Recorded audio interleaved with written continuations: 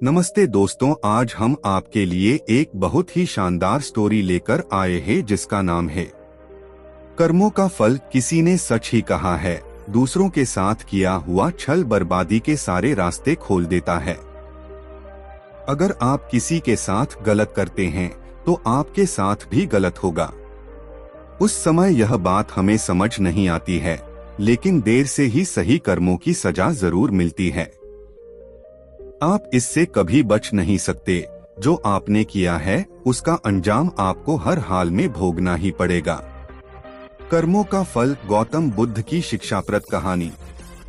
और यह कहावत कितना सही है, यह हम इस कहानी के द्वारा समझेंगे। जब गौतम बुद्ध एक सभा कर रहे थे, तभी एक व्यक्ति ने उनसे पूछा, हे बुद्ध, कर्मों का फल कैसे मिलता है?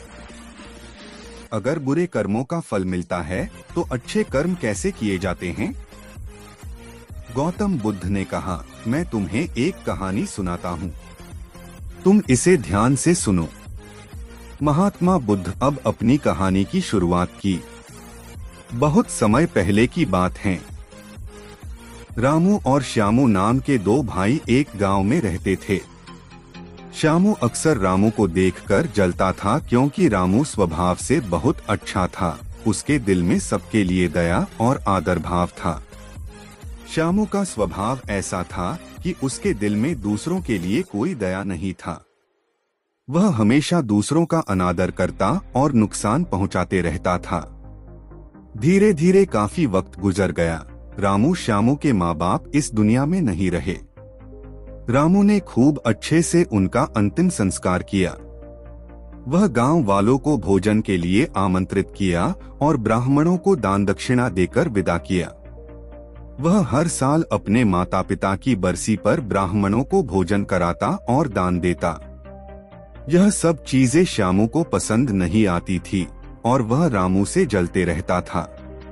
एक बार अपने माता पिता की बरसी पर रामू ने अपने राज्य के राजा को आदर सत्कार के साथ बुलाया और राजा के सामने ब्राह्मणों और पूरे गांव को खाना खिलाया। ब्राह्मणों को दान भी दिया ताकि उसके माता पिता स्वर्ग में खुश रह सकें। तभी राजा ने श्यामू से पूछा, तुम्हारा भाई तुम्हारे माता पिता के लिए इतना कुछ करता है, तुम ऐसा क्यों नहीं करते हो? क्या तुम्हें यह समझ नहीं आता कि तुम भी अपने माता पिता के लिए कुछ कर सकते हो? श्यामू ने कुछ नहीं कहा और चुपचाप वहां से चला गया। उसे गुस्सा आ रहा था, क्योंकि राजा ने उसकी बेइज्जती की और वह राम से अपने अपमान का बदला लेने का सोच रहा था। अगले दिन ढोंग करना शुरू करता है। नगर के सामने जोर जोर से चीखने लगता है, मेरे माँ बाप मेरे सपने में आए थे, वह स्वर्ग में खुश नहीं है कि कोई वहां जाकर उन्हें खाना बनाकर खिलाएं, वो तभी खुश रहेंगे।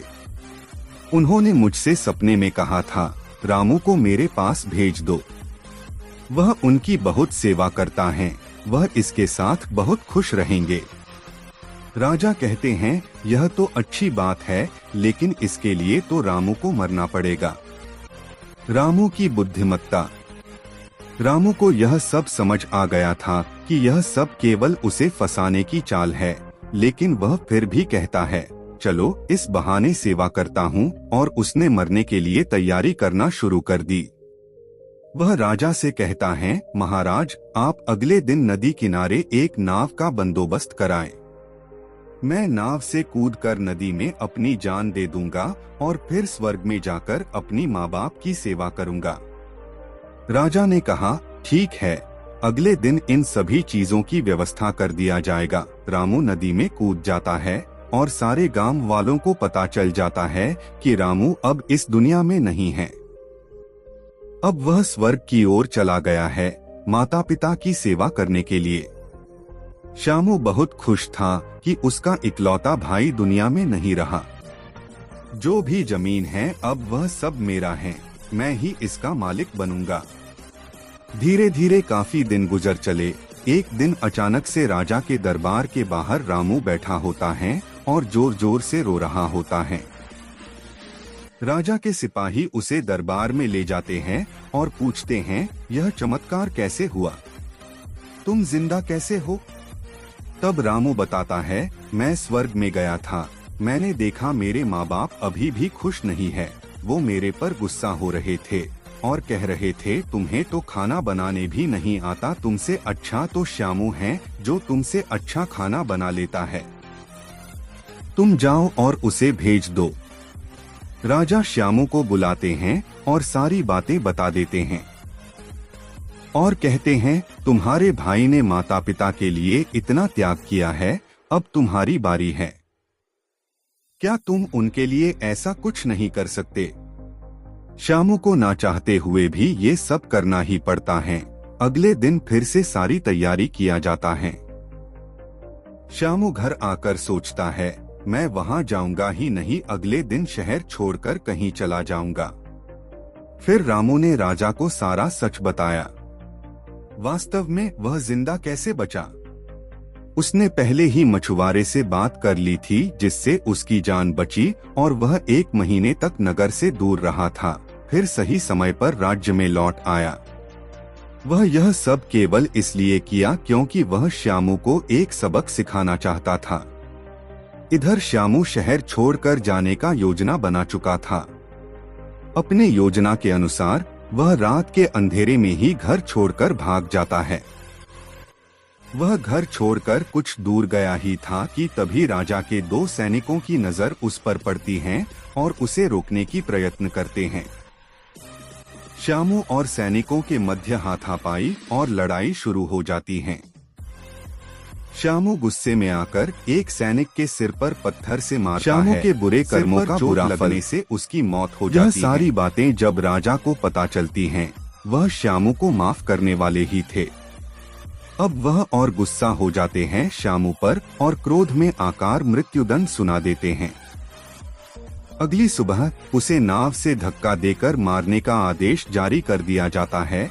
उसको उस आखिरी समय पर अपनी गलती का एहसास होता है कि जिंदगी के अंतिम वक्त में भी उसने लोगों का बुरा ही किया। उसे भी अपने जीवन के आखिरी पलों में गलती का एहसास होता है। पर वो कहावत तो सुनी होगी, अब पछताए हो क्या। जब चिड़िया गई खेत और पछतावे के साथ उसे अपनी जान से हाथ धोना पड़ता है। कर्मों का फल कब मिलता है? कहानी खत्म होने पर गौतम बुद्ध उस व्यक्ति को समझाते हैं, कर्मों का फल ऐसा ही होता है। बुरे इंसान को आखिरी वक्त तक सही और गलत का पहचान नहीं होता। जिंदगी ऐसे ही नहीं चलती। जिंदगी समझने की चीज है जिसे हर व्यक्ति को समझनी चाहिए। फिर महात्मा बुद्ध ने बोला, अच्छे कर्म को बनाने से पहले हमें इस बात पर ध्यान देने की जरूरत है कि आखिर अच्छे कर्म बनने का पहला पड़ाव क्या है। मनुष्य के द्वारा किए जाने वाले सभी कर्म उसके विचारों से बनते हैं। हमारी सकारात्मक या नकारात्मक सोच विचारों को जन्म देती हैं और वही विचार कर्म बनाते हैं। इस तरह सोच सकारात्मक होने पर ही अच्छे कर्मों का निर्माण हो सकता है। फिर उस व्यक्ति ने पूछा, पाप का फल कब मिलता है?